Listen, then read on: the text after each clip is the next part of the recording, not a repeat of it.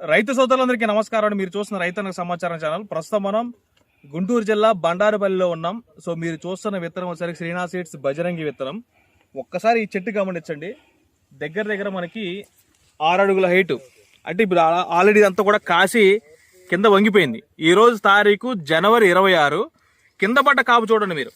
ఇదంతా కూడా ఆల్రెడీ కింద పడ్డ కాపు సెట్టింగ్. ఏ విధంగా కాపు కాసింది, గుత్తులు కాయలు కాసింది. దగ్గర గనుపుతోటి జంటకాయలతోటి గుత్తులుగా కాయ కాసింది.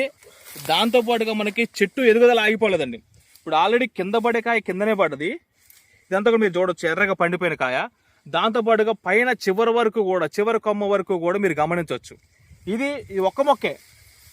ఇది ఒక్క మొక్కే ఈ విధమైన కాపు కాసిందంటే అర్థం చేసుకోండి. దగ్గర దగ్గర మనకి 5 అడుగుల పైన 6 అడుగుల వరకు కూడా చెట్టు ఎత్తుంది. దాంతోపాటు ఒక్కొక్క కాయ సైజు మీరు గమనించినట్టయితే మీరు చూడొచ్చు, దగ్గర దగ్గర మనకి 6 అంగుళాల పైగా కూడా కాయ సైజు ఉంది.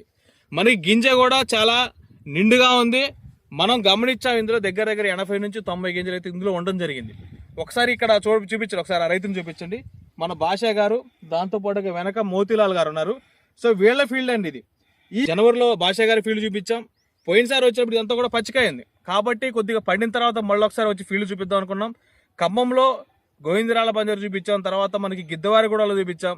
ఇట్లా రకరకాలుగా మనం బజరంగి విత్తనాన్ని ఇలా రైతులకు చూపించడం జరిగింది. ఎక్కడ చూసినా కూడా ఒకటే రిజల్ట్. ఈ విధమైన కాపు, మంచి రంగు, కాయ రంగు, దాంతోపాటుగా తాలు లేకపోవడం, బొబ్బర్ అనే ప్రాబ్లం లేకపోవడం, దాంతోపాటుగా మనకి మంచి కాయ సైజు రావడం, మంచి కాటాలు రావడం అనేది మన బజరంగి విత్తనం గొప్పతనంగా చెప్పుకోవచ్చు.